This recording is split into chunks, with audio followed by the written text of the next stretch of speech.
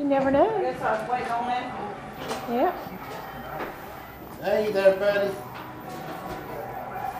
Oh, Matthew, you're hiding behind your blanket. Oh, no, you don't make it.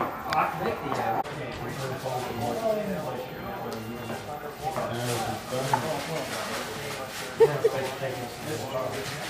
the Can you get it? Can you reach it?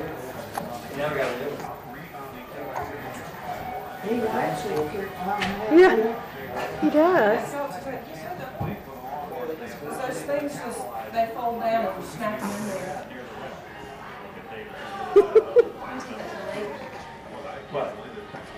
It folds down and fits in the bag. And you can hook that. Whee! Look at it. It's not like I've ever used it.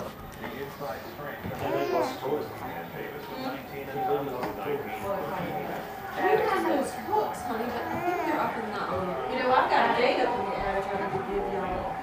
So, when I was packing for my packing place. Not too open yet. Well, when he gets low, I'll have a gate. We're using one of our gates for I want to buy some of those little plastic ones. Well, that's perfect to have that past look at it. Yeah, you better be careful of that. He's so cute. Everything, all the things, that's all you do. All she's so searching. Oh, now see if you win the race. I need a picture in the picture.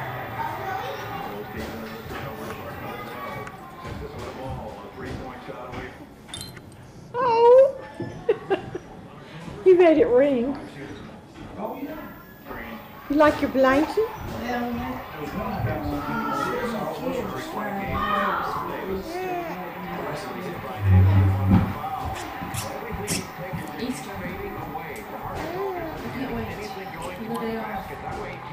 Somebody's got the hiccups.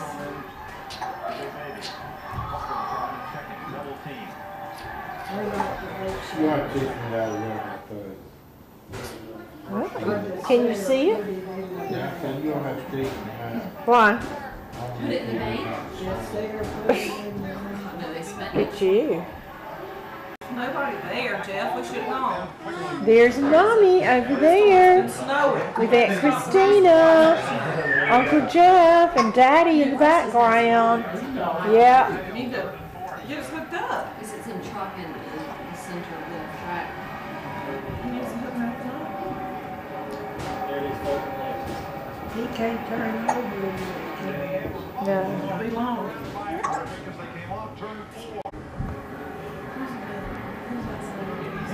Today's the 24th. 25th. Today's the 25th.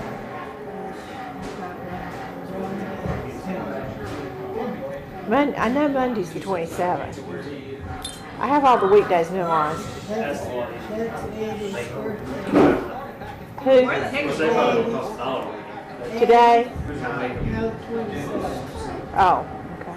Williams is 28th. Not so. Well, Jeff, I don't think Gordon's in the top 20. Oh, this is, I keep forgetting that this. Jeff, they do the same thing. They block the shots like crazy. They're good. Them boys are just long.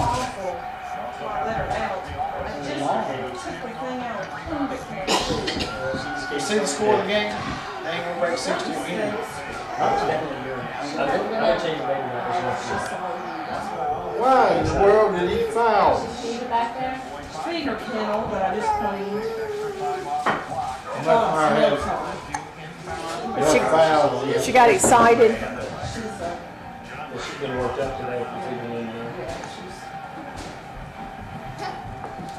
If we let her in, she'd make friends, but she'd attack us. It takes 15 minutes. Then she's good. She'd attack me. Oh, you should not get my other one. Okay, chop chop. She grilled up. Hey, children.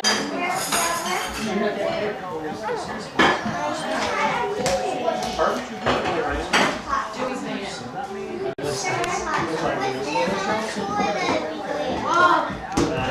Oh. Andrew, you want ketchup on it? Stop.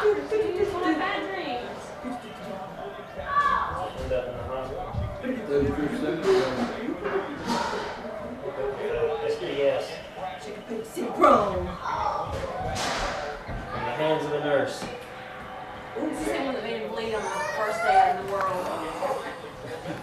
Like she cut the end of his fingers off.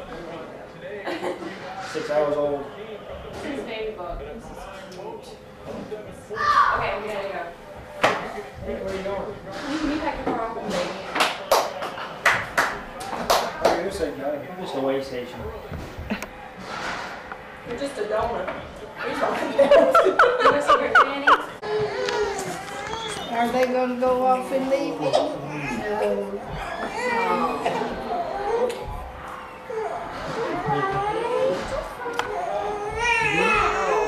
You're sweet. You wanna walk? Oh, you're snorting. You can't snort. No snorting. To fix the rocker skirt, so he was back in the pack.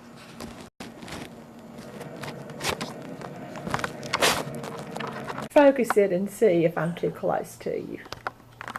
You got a new one, huh? Yeah, this was my present that I got for Christmas. Marvin gave me this for Christmas. Good. Okay, all right. Oh, it's good. That's good. I want to buy you a stand for it. Oh, okay. Well, this is my uncle. This is Numa Thomas, and he was born in Davidson County, and he is now 89. 88. 88. Okay, he's 88. I missed it one, didn't I? He's 88 years old, and he's a younger brother of my dad, and I just am visiting him today, and I thought maybe I'd just take a little picture of him while we're talking today. And he lives here in outside Chapel Hill in this really nice place called Carolina Springs, and we'll just take some pictures while he's talking. Appreciate it. Okay. Could you tell us just a little bit about what it was like where you were born and when you grew up and things that happened to you then? I was born on a big farm in Davidson County, just north of Lexington, in 1917. And I had 4 brothers at this time. And I did have a sister. Sister was born later. And we was raised up on the farm until all of us left as we got old enough to leave. And I went in service and came out and married to Marguerite Davis Thomas. And we lived together until last May, and she lost her last May. What were some of the things that you and your brothers did while you were growing up on the farm? Well, we had a little of everything growing, from cotton, tobacco, corn, potatoes, wheat, oats, barley, and so forth. The biggest problem, of course, is trying to raise tobacco then, which I hated. I never could work much in because just this odor of it made me sick. But however, when I got about 25 years old, I tried to smoke, and I smoked for a year, and it gave me an ulcer, and I quit. So, as the farm's concerned, that is the hardest job in the world to do if you run a farm.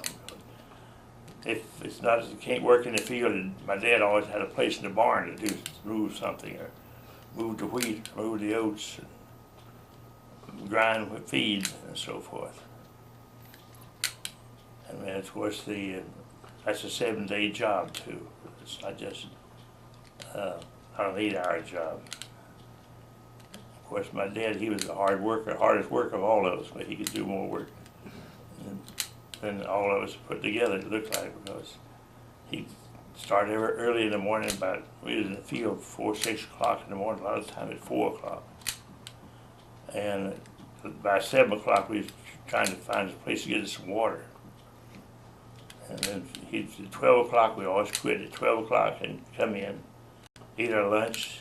And if it's during the summer, we'd take 2 hours for lunch, though. That's one good thing. But we'd go to the creek and dam the creek up and go swimming during that time. And it's always had plenty of neighbor boys, too, to get into this. Of course, I was all skinny dipping, too. So got a lot of fun. But it's interesting, you just remember those things now. Most people live where I'm living now, they are from the north. They don't have any idea what farming was like. So that's about all I have today now. What year was the house built? Yeah, the house that you grew up in, how old was It was finished in 1848. That's the brick part of it. The other house was built sometime in the 1700s. And that's, of course, that was part of the slave house. And I just remember the old outdoor kitchen was there when I was real small. It was torn down. It had dirt floor and, of course, a catwalk between the kitchen and the house because there was too much danger of fire back in those days. So they usually built a kitchen away from the main part of the house. Then, of course, I grew up, my grandmother lived with us, and she had a little pot-bedded stove in the kitchen along with her cook stove. And the cook stove, it was funny to me, I can remember it had a door in the front and the back side. She could put the stuff to bake from the front part of the oven on the back side. And one day she opened the door and she found a cat had been cooked. He climbed in where it was warm. Well done. A cat for dinner. I won't forget that one. What about the big picnic? Yeah, and of course, and she'd always cook, always have people to eat, especially the preacher comes, and she'd fix dinner for them. And she always liked to make pies, but she remember one time I always kidded her for the rest of her life, and this happened before I was born. But the preacher came and she said, well, if you do what I want in the pie, I won't cut it. So I always kidded her about that. So how old were you when you left the farm? Well, I finished high school in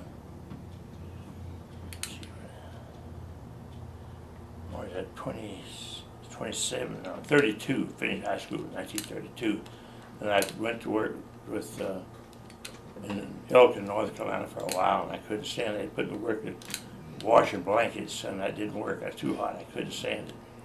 So I went home, went back on the farm, and I worked there for 1 year. I joined the service. And that was when World War II had already started? I joined the service when you could join for 1 year. So I thought I joined for 1 year. But of course, when the year was over, I liked about 1 month being time to come out, have my year in. And they came to me and said, that's just too bad. We signed up for 3 of them. And I did. So had the war already started then? No. It was still before the war? Yeah, before the war. And I was in services in Tampa, Florida, and service on 7th of December when they started. I was having on Sunday, and I was on a bridge there trying to get a ride into St. Petersburg, Florida, to visit some people. And so I stopped along the bridge while I was on something and told me what had happened. Immediately I made back to the base and put in civilian clothes and took off, went to shore in Tampa. And for an hour or so that I was in the show trying to get us come back to base. But at that time I was in the Air Force, we didn't have one airplane, I was just working on it, wasn't fly much. I was working on it all the time. And they didn't even have the guns then, because I had to pull guard the next day with a stick.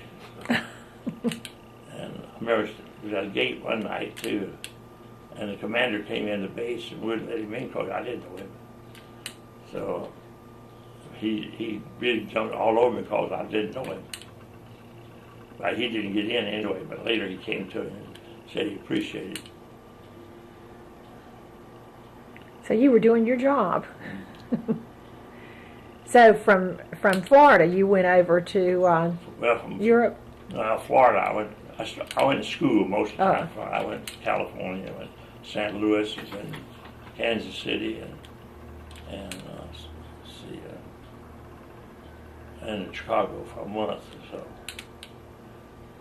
And most communication school are either Air Force training school.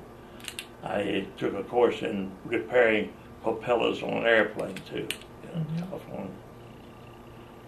I never did have to repair it, so thank goodness. They were a complicated thing that had so much mechanism in the hub of the pellets so they could feather the feather the props when they're running. So So- the engine cut out, you know, they didn't want to drag the color, they cut it, so it cut, it went straight and no drag on the airplane at all. But we could fly on one airplane, if it, one wing, one engine. If we wanted to go out, which we had a lot of trouble with, because they iced up at that time so badly. When I was flying my troop carriers, what I was in, and we could carry on about 14 troops. Now, of course, they carry hundreds of them. We jumped 14 people at a time. I never did have to jump, but I never could find a place that looked soft enough. I was ready to jump out a couple different times, but something happened, we fly back in, get back in. Mm-hmm.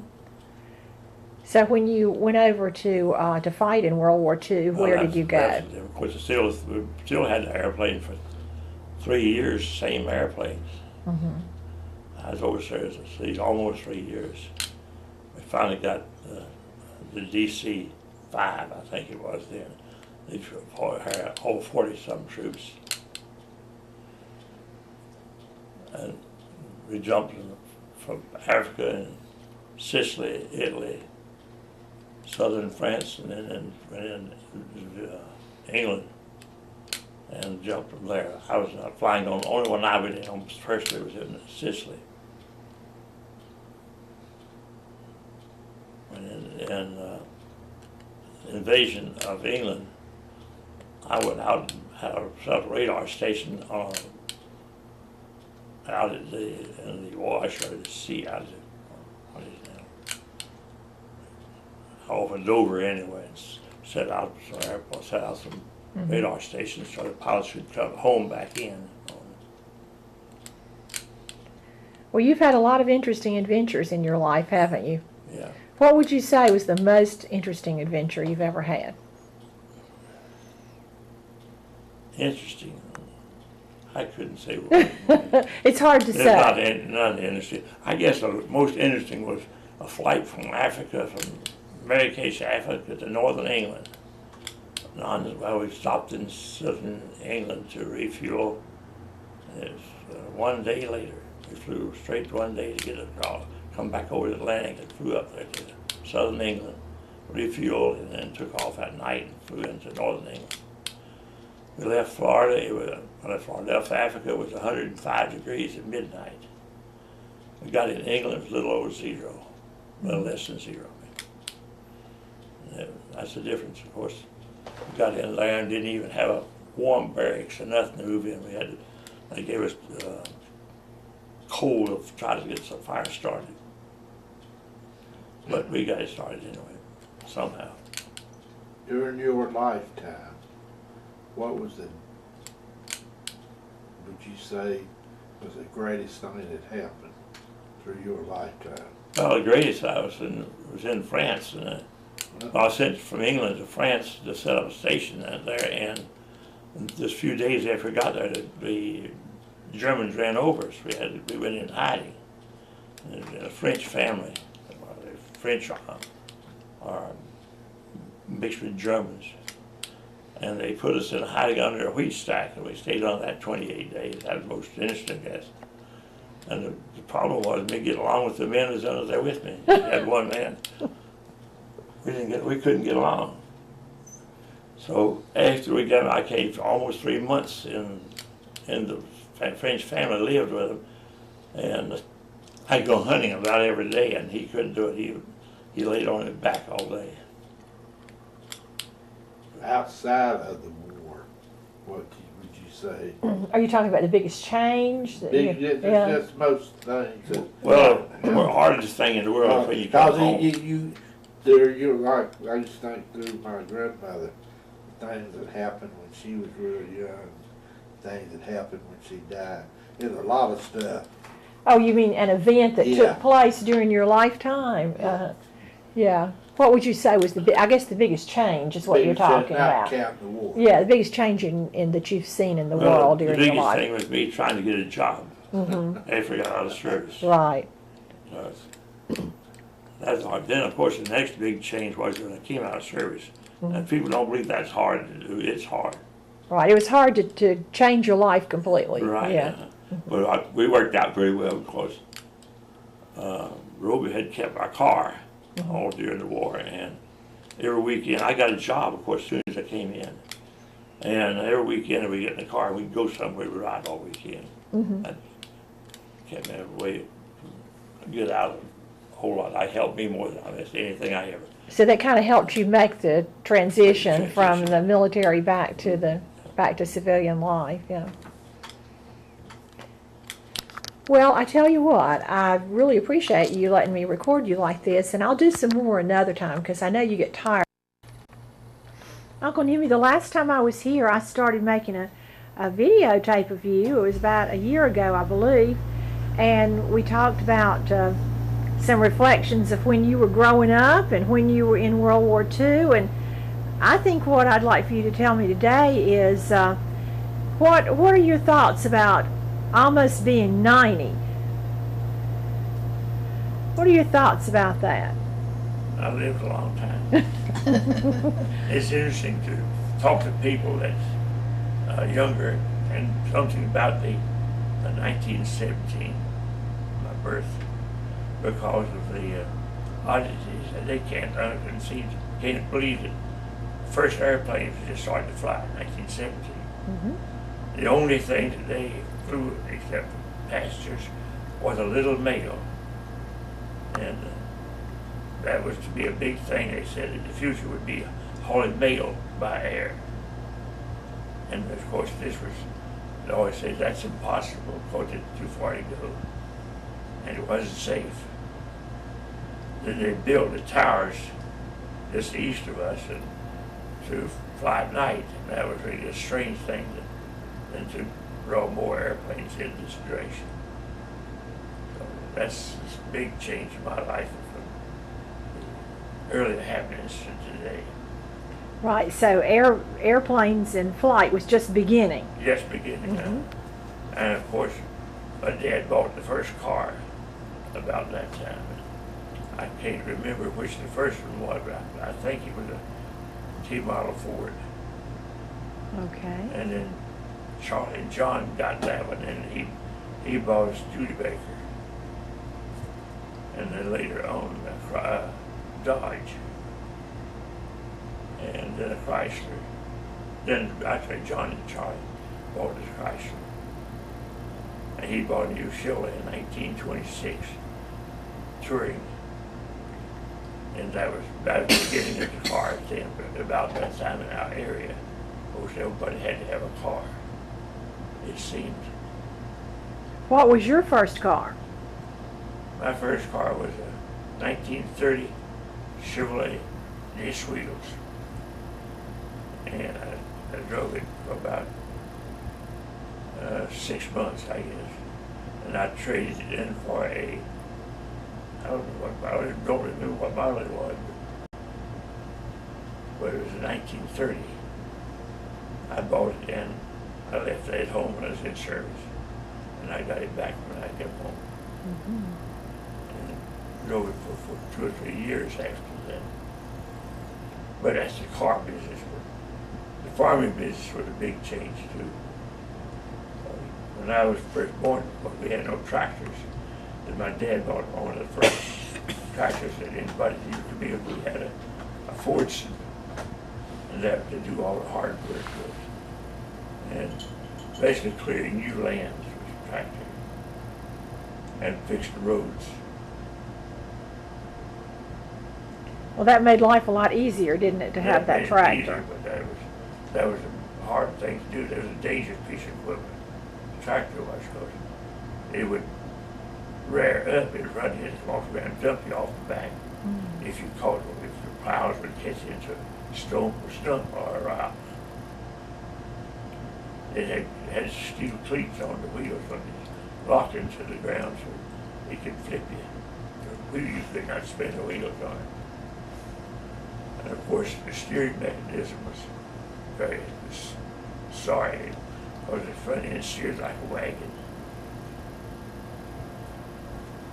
I don't know much about it. Of course, at that time, I had a lot of stories to tell me here. older people tell the tales how hard it was for them. And Grandpa used to talk about how hard it was when he grew up because they made brick and tan hides and farmed. And the slaves did all the farming. So his dad did nothing but ran the brick and the tanning mills. And then the Civil War came and they burned the factory down. So that was the end of that trade. He had several horses and he hid them in the woods, all except one. I think they got one, the Yankees got one horse. The rest of us hid in the woods so he could lose them going there. They were only there for about 3 days and they were gone. They're still going south. So the soldiers actually stopped and stayed at the farm? Yeah, they stayed back somewhere, I don't know where. Somewhere around there? I don't know where they stayed, but they stayed around the church and everything. But they didn't find anything, but they killed a couple pigs, so roasted pigs. Well, do you know that my grandson goes to Midway School? Is that right? Yeah, and there's a picture on the wall in the office that was made in 1923. And I bet there's some people in that picture that you might have known when you were growing up. I was looking at it one day when I went to pick him up. Of course, it's a new building now, but you were there. You would have been there in 1923, wouldn't you? Right. But Now, wait a minute. yeah, if you were born in 1917. I didn't go to school till I was 7 years old. Okay, so you would have been, that would have been the year before you started school, I guess. But I bet you knew some of the people. I think 24 when I started school. Because it was it's a picture that has a lot of, I guess it's the parents with their children, and it's made out in front of the old school. Oh, Midway School. The original school. So I had one school teacher, 2 school teachers, these chauffeurs, this main school teacher. And I don't remember, it had a principal, I don't remember what he did. I think it was Saint, but not positive. So was that in one room? That was 3 rooms. 3 rooms, okay. Yeah. Had no way off to get water, had to carry the water. Had no toilets all outside. Things have changed a lot, haven't they? Sure have. Well, did you ever think you would live to be 90?